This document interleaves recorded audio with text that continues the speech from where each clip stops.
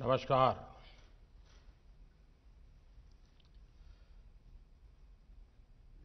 કેમ છે? ગુજરાતમાં ઠંડી વંડી છે કે નહીં?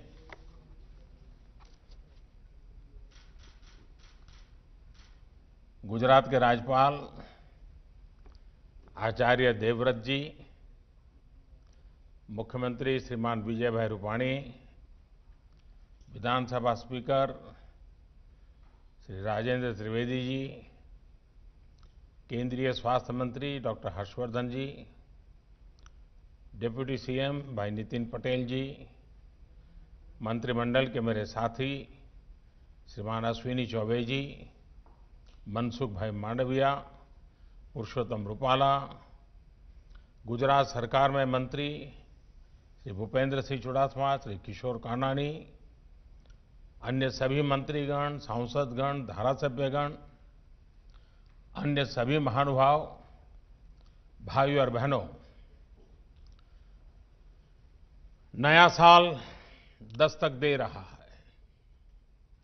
आज देश के मेडिकल इंफ्रास्ट्रक्चर को मजबूत करने वाली एक और कड़ी जुड़ रही है। राजकोट में all India institute of medical sciences का शिलान्यास गुजरात के साथ साथ पूरे देश में स्वास्थ्य और मेडिकल एजुकेशन के नेटवर्क को उसके कारण बल मिलेगा। भाइयों और बहनों, साल 2020 को एक नई नेशनल हेल्थ फैसिलिटी के साथ विदाई देना इस साल की चुनौतियों को भी दर्शाता है और नए साल की प्राथमिकताओं को भी स्पष्ट करता है।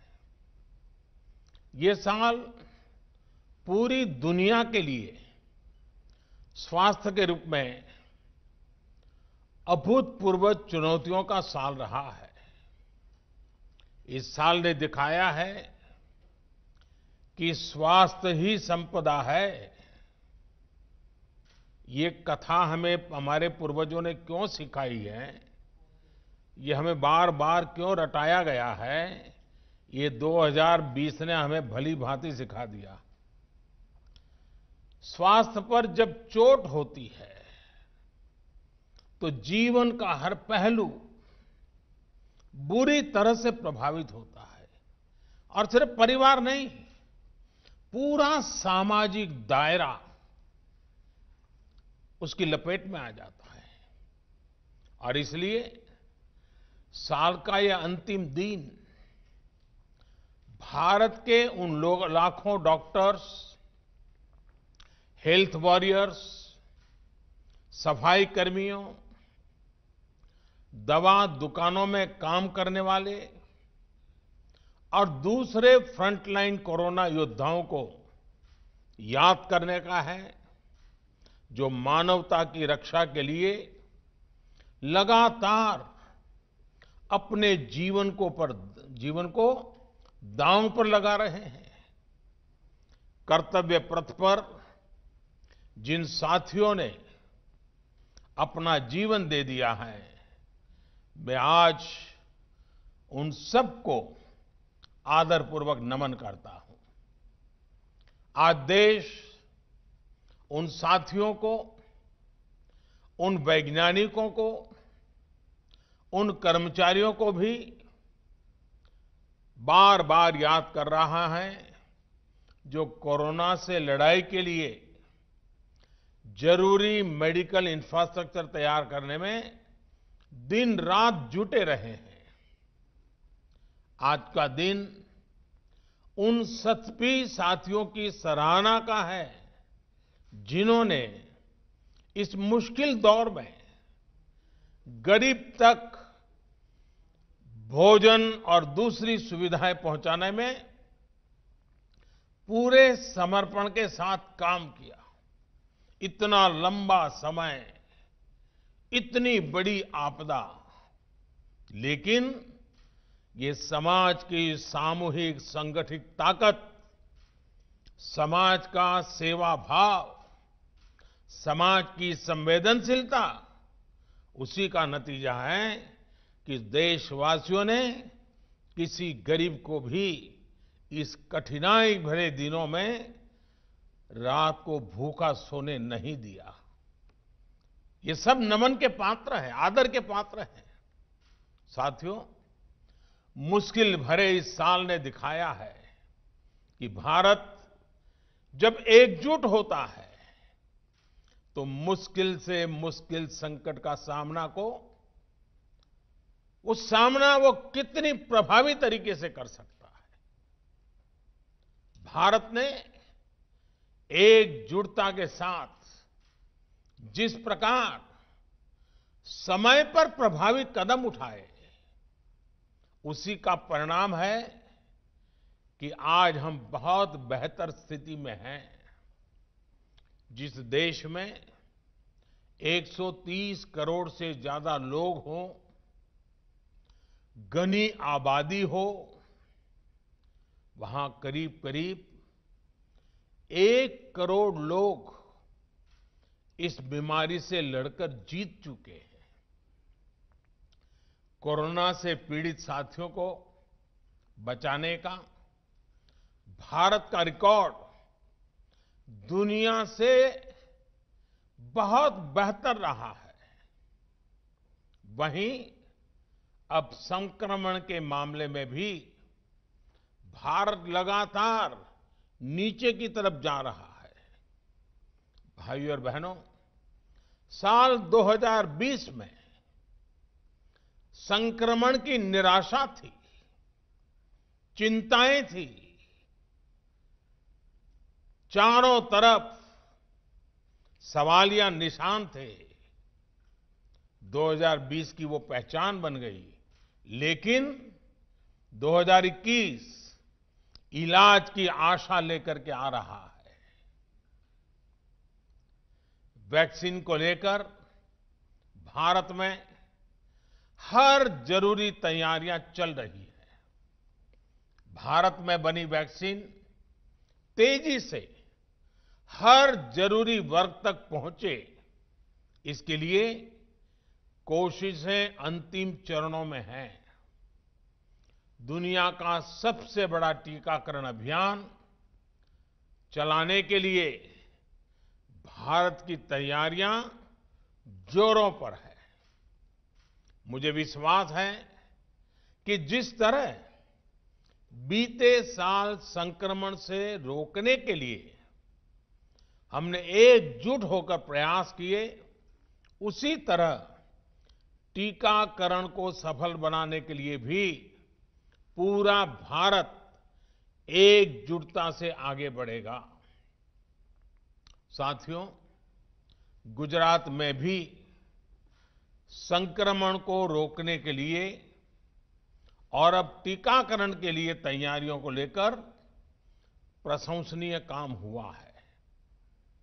बीते 2 दशकों में जिस प्रकार का मेडिकल इंफ्रास्ट्रक्चर गुजरात में तैयार हुआ है, वो एक बड़ी वजह है कि गुजरात कोरोना चुनौती से बेहतर तरीके से निपट पा रहा है।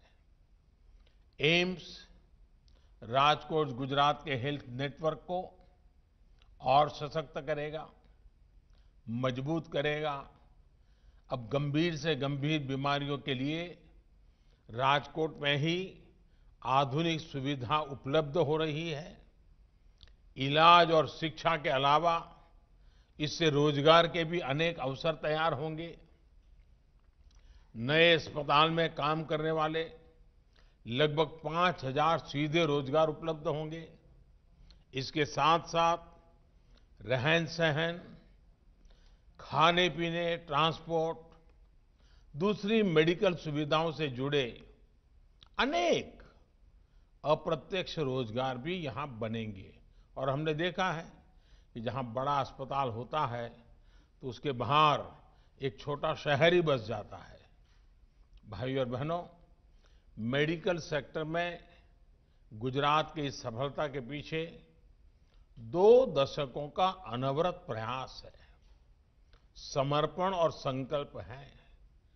बीते 6 सालों में पूरे देश में जिस इलाज और मेडिकल एजुकेशन को लेकर जिस स्केल पर काम हुआ है, उसका निश्चित लाभ गुजरात को भी मिल रहा है। साथियों, बड़े अस्पतालों की स्थिति, उन पर दबाव से आप भी भलीभांति परिचित हैं। स्थिति ये थी कि आजादी के इतने दशकों के बाद भी सिर्फ 6 एम्स ही बन पाए थे। 2003 में अटल जी की सरकार ने 6 और एम्स बनाने के लिए कदम उठाए थे। उनके बनाते बनाते 2012 आ गया था, यानी 9 साल लग गए थे। बीते 6 सालों में 10 नए एम्स बनाने पर काम शुरू कर चुके हैं, जिनमें से कई आज पूरी तरह से काम शुरू कर चुके हैं। एम्स के साथ साथ देश में 20 एम्स जैसे ही सुपर स्पेशलिटी हॉस्पिटल्स का निर्माण भी किया जा रहा है। साथियों, साल 2014 से पहले हमारा हेल्थ सेक्टर अलग अलग दिशा में अलग अलग अप्रोच के साथ काम कर रहा था। प्राइमरी हेल्थ केयर का अपना सिस्टम था। गांवों में सुविधाएं न के बराबर थी। हमने हेल्थ सेक्टर में हॉस्पिटल होलिस्टिक तरीके से काम करना शुरू किया। हमने जहां एक तरफ प्रिवेंटिव केयर पर बल दिया, वहीं इलाज की आधुनिक सुविधाओं को भी प्राथमिकता दी।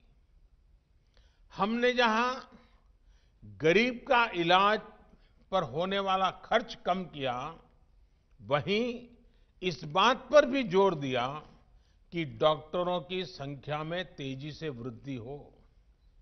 साथियों, आयुष्मान भारत योजना के तहत देश भर के दूर-दराज के इलाकों में लगभग 1.5 lakh health and wellness centre बनाने के लिए काम तेजी से चल रहा है।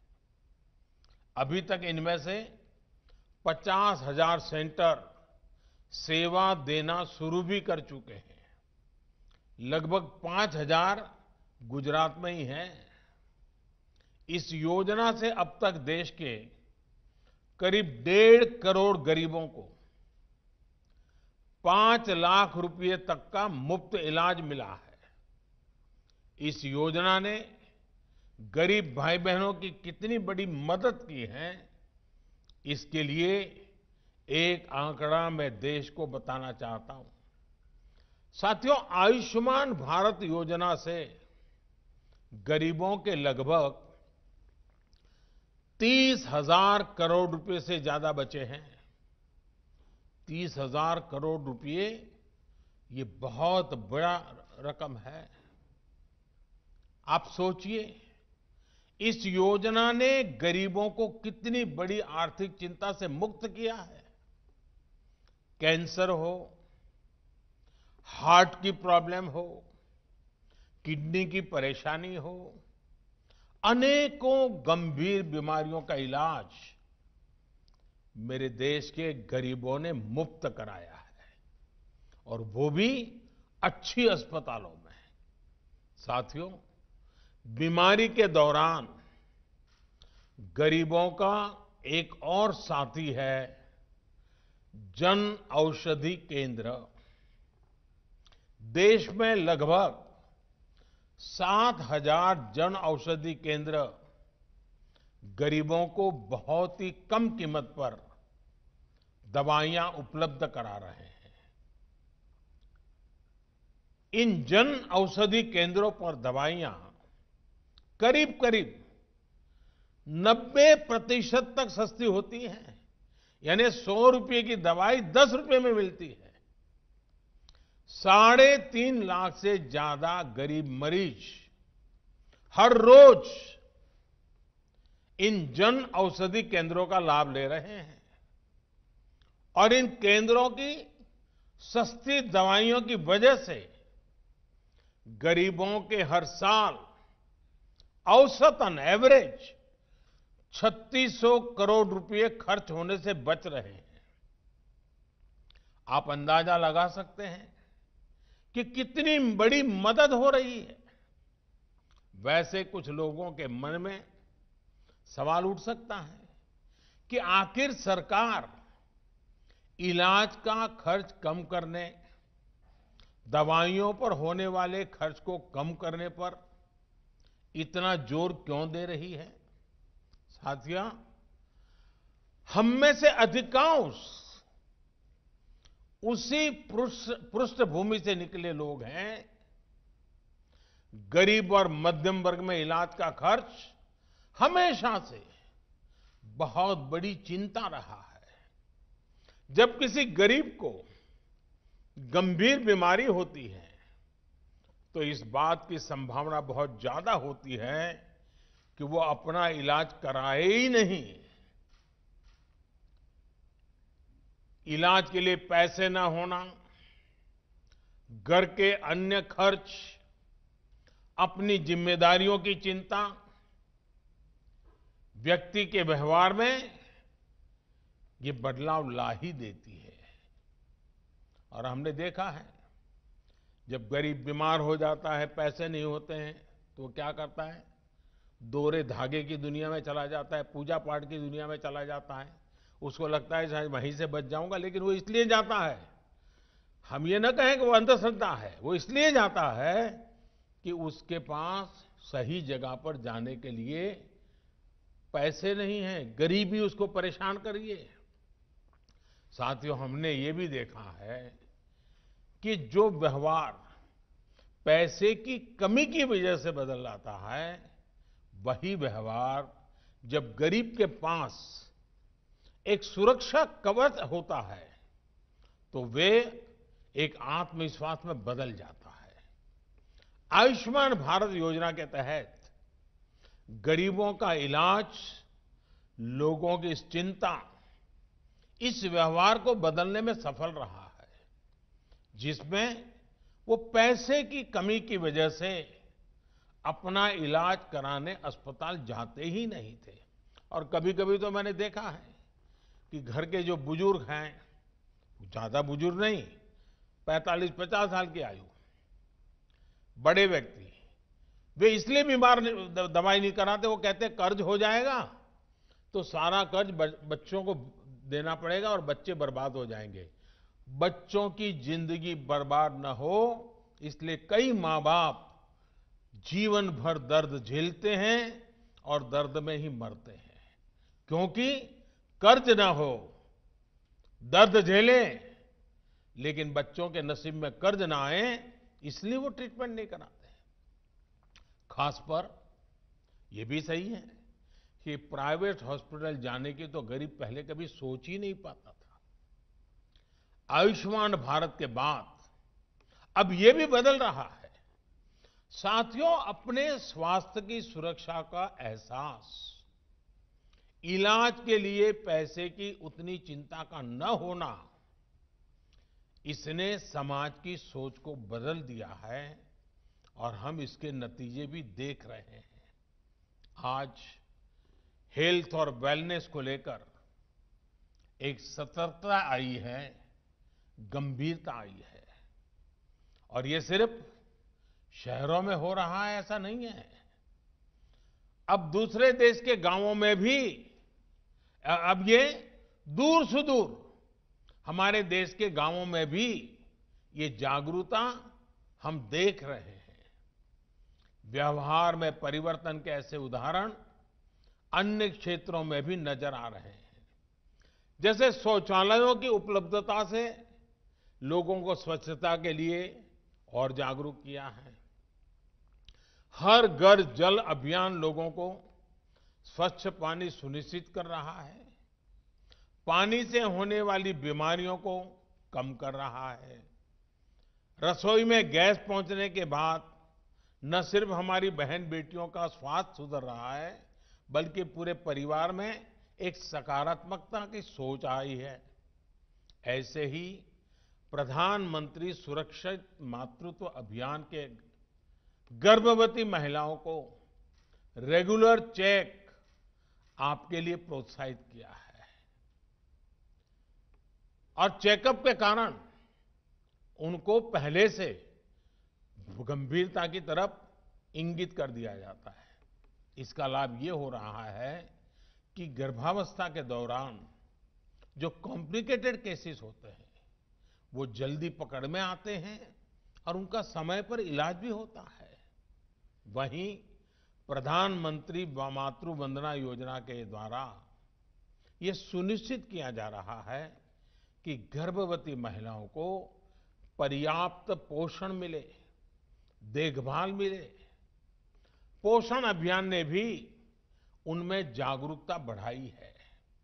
इन सारे प्रयासों का एक बहुत बड़ा लाभ ये मिला है कि देश में मैटरनल मोर्टेलिटी रेट, माता मृत्यु दर पहले के मुकाबले काफी कम हो रहा है। साथियों, सिर्फ आउटकम पर परिणाम पर ही फोकस करना काफी नहीं होता है। इम्पैक्ट महत्वपूर्ण है, लेकिन इम्प्लीमेंटेशन भी उतना ही महत्वपूर्ण है।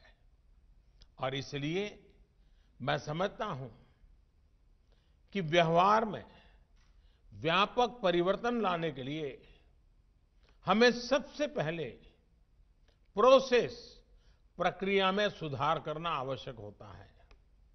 बीते वर्षों में देश ने इस पर बहुत जोर दिया गया है। इसका नतीजा यह है, हम देख रहे हैं कि देश के हेल्थ सेक्टर में जहां जमीनी स्तर पर बदलाव आ रहा है और लोगों को जो सबसे बड़ी चीज मिली है वो है एक्सेस, स्वास्थ्य सुविधाओं तक उनकी पहुंच। और मैं स्वास्थ्य और शिक्षा के एक्सपर्ट से आज ये भी आग्रह करूंगा कि वो सरकार की इन योजनाओं का बेटियों की एजुकेशन पर जो प्रभाव पड़ा है उसका जरूर अध्ययन करें। ये योजनाएं, ये जागरूकता एक बड़ी वजह है जो स्कूलों में बेटियों की ड्रॉप आउट रेट में कमी ला रही है। साथियों, देश में मेडिकल एजुकेशन को बढ़ावा देने के लिए भी मिशन मोड पर काम चल रहा है। मेडिकल एजुकेशन की मैनेजमेंट में जुड़ी समस्याओं में रिफॉर्म्स किए, पारंपरिक भारतीय चिकित्सा से जुड़ी शिक्षा में भी जरूरी रिफॉर्म्स किए। नेशनल मेडिकल कमीशन बनने के बाद हेल्थ एजुकेशन में क्वालिटी भी बेहतर होगी और क्वांटिटी को लेकर भी प्रगति होगी। ग्रेजुएट्स के लिए नेशनल एग्जिट टेस्ट, उसके साथ साथ 2 साल का पोस्ट एमबीबीएस डिप्लोमा हो या फिर पोस्ट ग्रेजुएट डॉक्टर के लिए डिस्ट्रिक्ट रेसिडेंसी स्कीम हो, ऐसे नए कदमों से जरूरत और गुणवत्ता दोनों स्तर पर काम किया जा रहा है। साथियों, लक्ष्य ये है कि हर राज्य तक एम्स पहुंचे और हर 3 लोकसभा क्षेत्र के बीच में एक मेडिकल कॉलेज जरूर हो। इन्हीं प्रयासों का परिणाम है कि बीते 6 साल में एमबीबीएस के 31,000 नई सीटें और पोस्ट ग्रेजुएट में 24,000 नई सीटें बढ़ाई गई है। साथियों, हेल्थ सेक्टर में भारत जमीनी स्तर पर बड़े परिवर्तन की ओर बढ़ रहा है। अगर 2020 हेल्थ चैलेंजेस का साल था तो 2021 हेल्थ सॉल्यूशंस का साल होने वाला है। 2021 में विश्व स्वास्थ्य को लेकर से और ज्यादा जागरूक होकर समाधानों की तरफ बढ़ेगा। भारत ने भी जिस तरह 2020 में हेल्थ चैलेंजेस में से निपटने में अपना योगदान दिया है, वो दुनिया ने देखा है। मैंने शुरू में इनका जिक्र भी किया है। साथियों, भारत कि ये योगदान 2021 में हेल्थ सॉल्यूशंस के लिए, सॉल्यूशंस की स्केलिंग के लिए महत्वपूर्ण होने वाला है। भारत फ्यूचर ऑफ हेल्थ और हेल्थ ऑफ फ्यूचर दोनों में ही सबसे महत्वपूर्ण रोल निभाने जा रहा है। जहां दुनिया को कॉम्पिटेंट मेडिकल प्रोफेशनल्स भी मिलेंगे, उनका सेवा भाव भी मिलेगा। यहां दुनिया को मास इम्यूनाइजेशन का एक्सपीरियंस भी मिलेगा और एक्सपर्टाइज भी मिलेगी। यहां दुनिया को हेल्थ सॉल्यूशंस और टेक्नोलॉजी को इंटीग्रेट करने वाले स्टार्टअप्स और स्टार्टअप इकोसिस्टम भी मिलेगा। ये स्टार्टअप्स हेल्थ केयर को एक्सेसिबल भी बना रहे हैं और हेल्थ आउटकम्स को इंप्रूव भी कर रहे हैं। साथियों, आज हम सब ये देख रहे हैं कि बीमारियां अब कैसे ग्लोबलाइज हो रही है। इसलिए ये समय की और ये समय है कि हेल्थ सॉल्यूशंस भी ग्लोबलाइज हो। दुनिया एक साथ आकर प्रयास करे, रिस्पॉन्ड करे। आज अलग थलग प्रयास, साइलोज में काम करना, ये रास्ता काम आने वाला नहीं है। रास्ता है सबको साथ लेकर चलना, सबके लिए सोचना। और भारत आज एक ऐसा ग्लोबल प्लेयर है जिसने ये करके दिखाया है। भारत ने डिमांड के मुताबिक एडप्ट, इवॉल्व एंड एक्सपांड करने की अपनी क्षमता को साबित किया है। हम दुनिया के साथ आगे बढ़े, कलेक्टिव एफर्ट्स में वैल्यू एडिशन किया और हर चीज से ऊपर उठकर हमने सिर्फ और सिर्फ मानवता को केंद्र में रखा, मानवता की सेवा की। आज भारत के पास क्षमता भी है और सेवा की भावना भी है। इसलिए भारत ग्लोबल हेल्थ का नर्व सेंटर बनकर उभरा है। 2021 में हमें भारत की इस भूमिका को और मजबूत करना है। साथियों, हमारे यहां कहते हैं, सर्वम अन्य परित्यज्य शरीरम पालयेदतः, यानी सबसे बड़ी प्राथमिकता शरीर के स्वास्थ्य की रक्षा ही है। सब कुछ छोड़कर पहले स्वास्थ्य की ही चिंता करनी चाहिए। नए साल में हमें इस मंत्र को अपने जीवन में प्राथमिकता के साथ उतारना है। हम स्वस्थ रहेंगे तो देश स्वस्थ रहेगा। और हम ये भी जाने, जो फिट इंडिया मूवमेंट चल रहा है वो सिर्फ नौजवानों के लिए ऐसा नहीं है। हर उम्र के लोग ये फिट इंडिया मूवमेंट से जुड़ने चाहिए। और ये मौसम भी फिट इंडिया के अपने मूवमेंट को गति देने के लिए बहुत अच्छा है।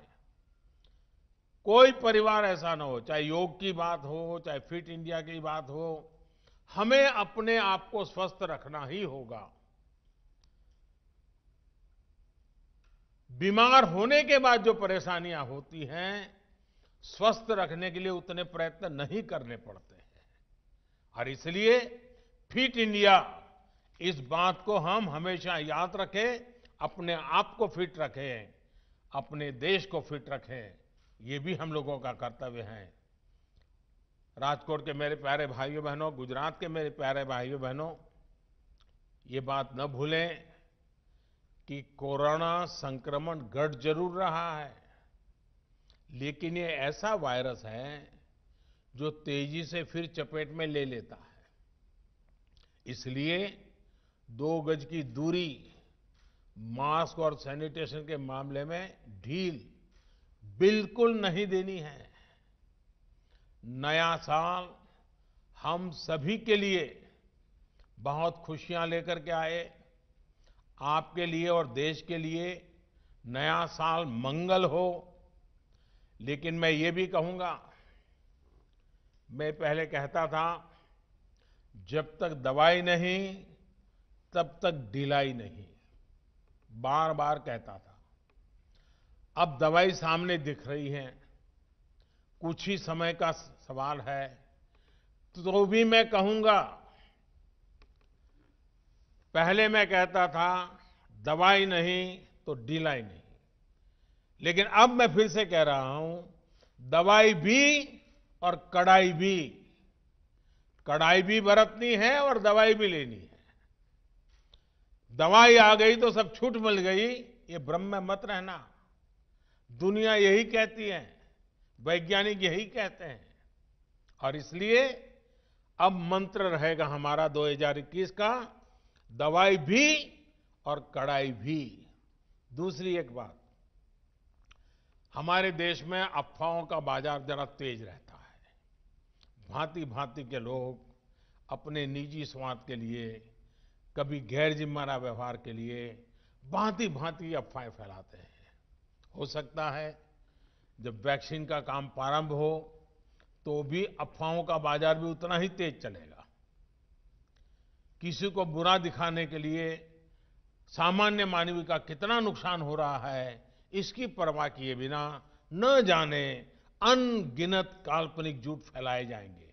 कुछ मात्रा में तो शुरू भी हो चुके हैं, और भोले भाले गरीब लोग या कुछ बदइरादे से काम करने वाले लोग बड़े कन्विक्शन के साथ इसको फैलाते हैं। मेरा देशवासियों से आग्रह होगा कि कोरोना के खिलाफ एक अनजान दुश्मन के खिलाफ लड़ाई है। अफवाहों के बाजार गर्म न होने दें। हम भी सोशल मीडिया में कुछ भी देखा बिना फॉरवर्ड न करें। हम भी एक जिम्मेवार नागरिक के रूप में आने वाले दिनों में देश के अंदर स्वास्थ्य का जो अभियान चलेगा, हम सब अपनी तरफ से योगदान दें, हम सब अपनी तरफ से जिम्मेवारी उठाएं, और जिन लोगों के लिए पहले ये बात पहुंचानी है उनमें हम पूरी मदद करें। जैसे ही वैक्सीन का मामला आगे बढ़ेगा, देशवासियों को समय पर उसकी सूचना मिलेगी।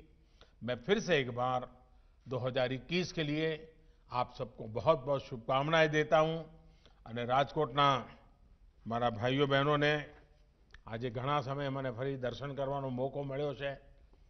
ખાસી મોટી સંખ્યામાં આપના બધાના દર્શન થઈ રહ્યા છે, આપના આશીર્વાદ મળી રહ્યા છે। મારા માટે દુઃખની પણ ઘડી છે, કારણ કે મારા એક અચ્છા મિત્ર ભાઈ અભય ભારદ્વાજ, એમને અમે ગુમાવી દીધા, કોરોનાને કારણે ગુમાવી દીધા। આજે જ્યારે રાજકોટવાસીઓની વચ્ચે આવ્યો છું ત્યારે ભાઈ અભયનું સ્મરણ થવું બહુ સ્વાભાવિક છે। હું એમને આદરપૂર્વક શ્રદ્ધાંજલિ પણ આપું છું, અને ફરી એકવાર રાજકોટવાસીઓને, ગુજરાતવાસીઓના, એમ્સ ગુજરાતના કોને કોનાના લોકો માટે છે, સૌ ગુજરાતવાસીઓને એમ્સ માટે અનેક અનેક શુભકામનાઓ, નવા વર્ષની ખૂબ ખૂબ શુભકામનાઓ। ધન્યવાદ।